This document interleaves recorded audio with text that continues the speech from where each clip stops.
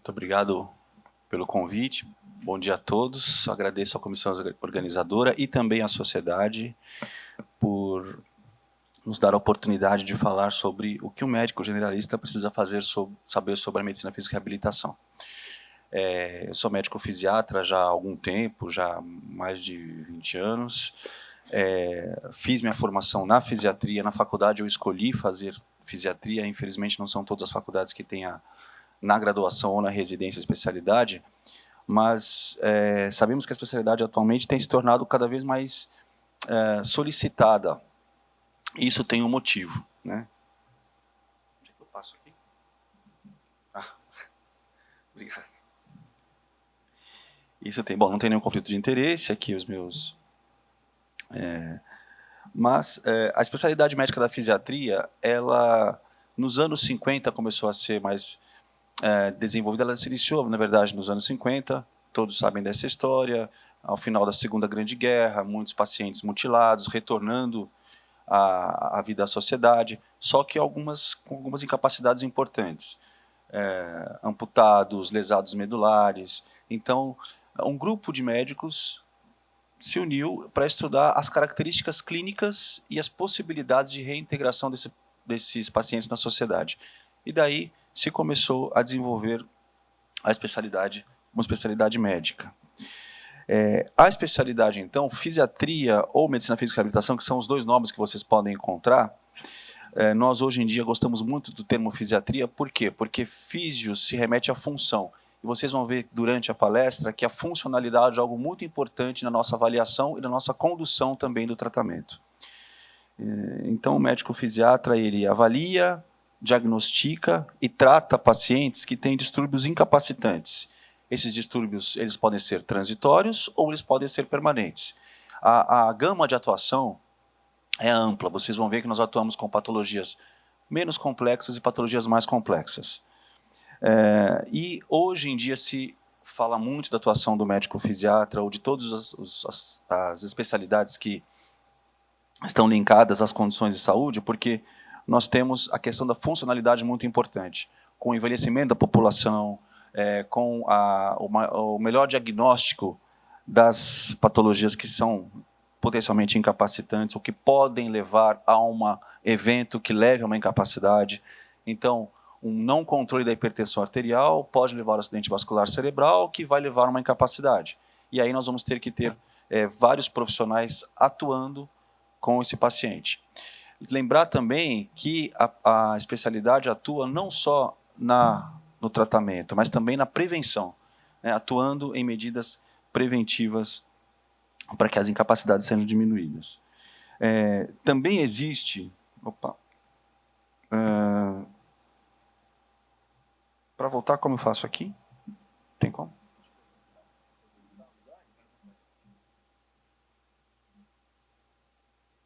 Não. Lá na frente.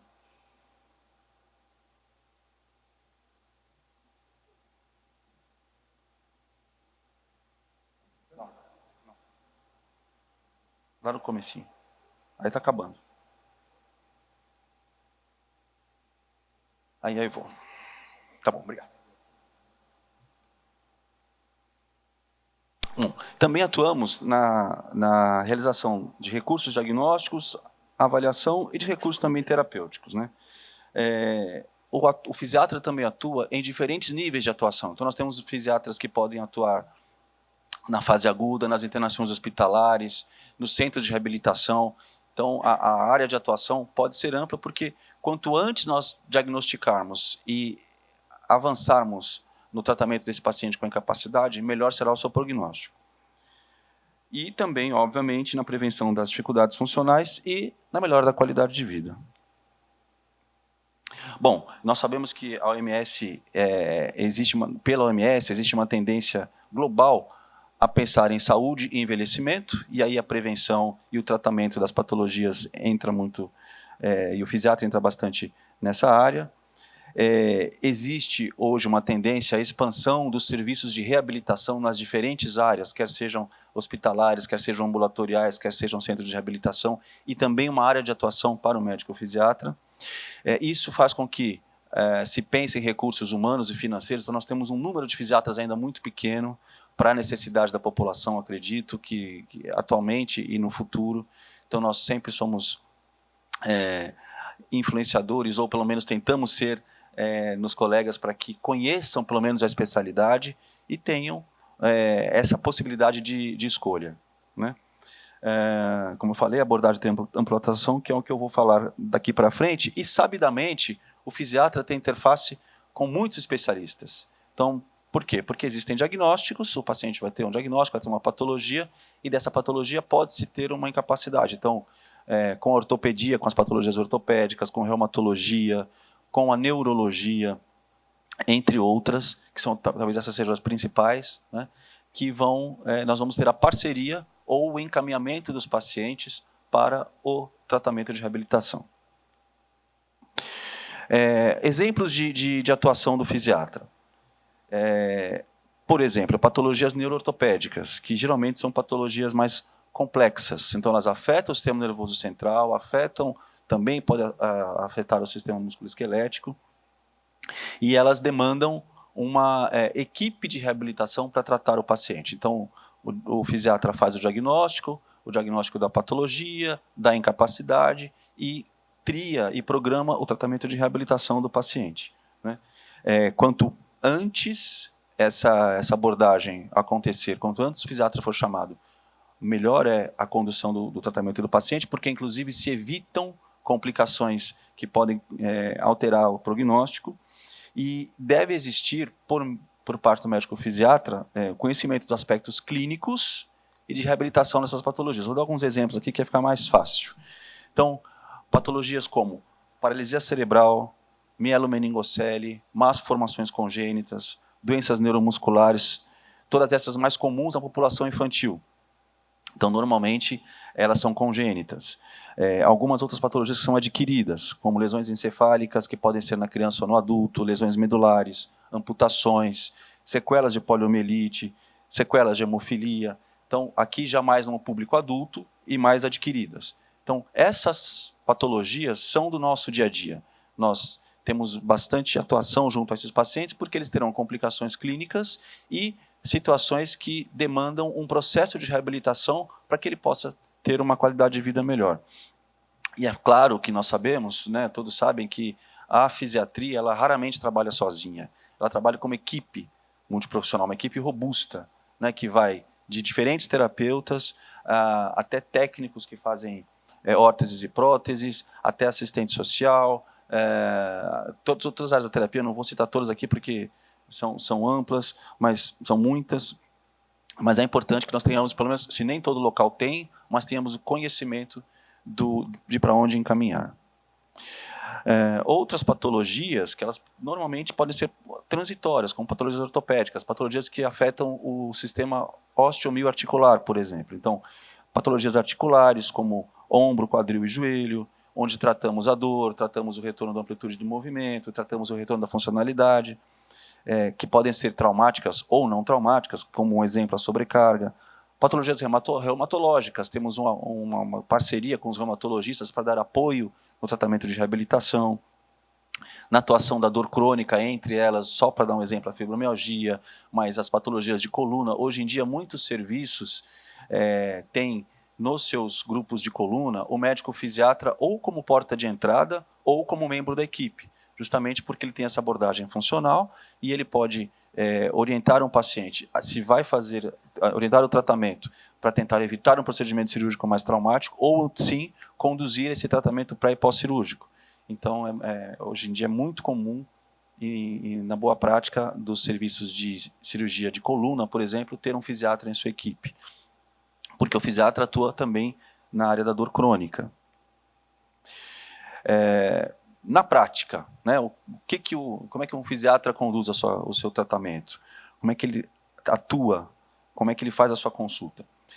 Eu acho que essas 3 palavras devem permear qualquer tipo de conduta, né? Qualquer tipo de atendimento, qualquer tipo de consulta, não só na especialidade da fisiatria. Mas nós temos isso como uma base.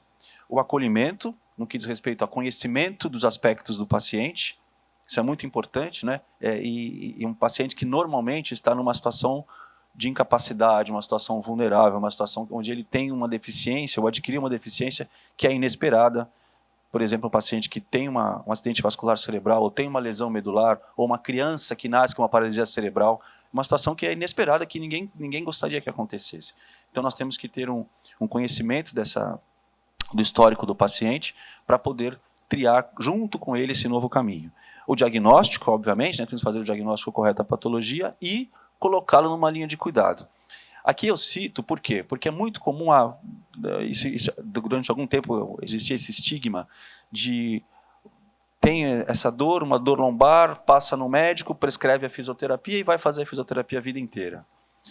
Hoje em dia, não. Existem as linhas de cuidado, né? Nós temos que ter uma previsibilidade, nós temos que ter arsenais e métodos terapêuticos para termos uma assertividade para tratar a patologia, não só acompanhá-la no seu dia a dia. Então, acho que essas 3 palavras são fundamentais para nós termos uma boa prática na especialidade. Então, prescrição e orientação de terapias, junto com a equipe multiprofissional. Prescrição de medicamentos, sim, atuamos na prescrição de medicamentos principalmente para dor, distúrbios do movimento, dentre eles o que é mais comum, a nossa solicitação é para espasticidade. Então, nós temos aí já uma expertise, uma série de métodos onde nós tratamos essas alterações do movimento.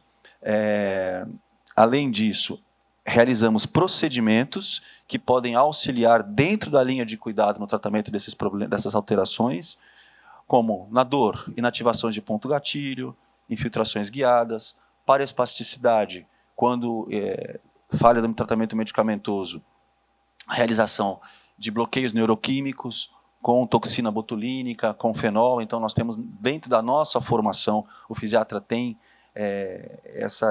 esse conhecimento e pode atuar. Também realizamos outros procedimentos para dor, como, por exemplo, terapias por onda de choque. Então, faz parte do nosso dia a dia, do nosso arsenal, a realização dos procedimentos para o tratamento dessas patologias.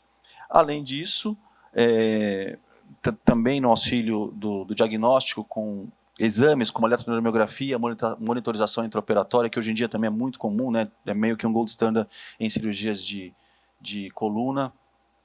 Então, o fisiatra também tem essa área de atuação. Então, aqui são, resumidamente, são as áreas que o fisiatra atua no seu dia a dia. Além disso, existe também a atuação do fisiatra no seu consultório e no ambiente hospitalar. Hoje em dia nós temos em hospitais, né, tanto hospitais de escolas como hospitais privados, a equipe de fisiatria dando suporte à equipe clínica. Justamente como eu falei, acontecer um evento, nós temos que já pensar em como será a condução desse paciente no pós-alta, na transição do cuidado. Então, o fisiatra ele pode fazer esse diagnóstico, já acolher a família, numa situação difícil, obviamente, mas ou o paciente, né, ou a família, numa situação difícil, mas já começar a pensar em eventos, em situações para a sua reabilitação. Então, na prescrição de medicamento, na prescrição de uma órtese que vai evitar uma deformidade, às vezes na aplicação de um bloqueio neuroquímico que vai evitar uma deformidade maior lá no futuro, no auxílio do tratamento da dor da medicação. Então, nós temos em diferentes situações, eu tenho a experiência de trabalhar num hospital ortopédico como a ACD, que tem um grande volume de cirurgias ortopédicas, e nós temos uma equipe de fisiatria que dá suporte. Na Prevent Senior, nós damos suporte a toda a rede de hospital, quando solicitado. No tratamento, por exemplo, da cialorreia refratária, com aplicação de toxina botulínica nas glândulas salivares. Então, realmente, hoje em dia, a área de atuação vem crescendo e com bons resultados. Como já falamos, então,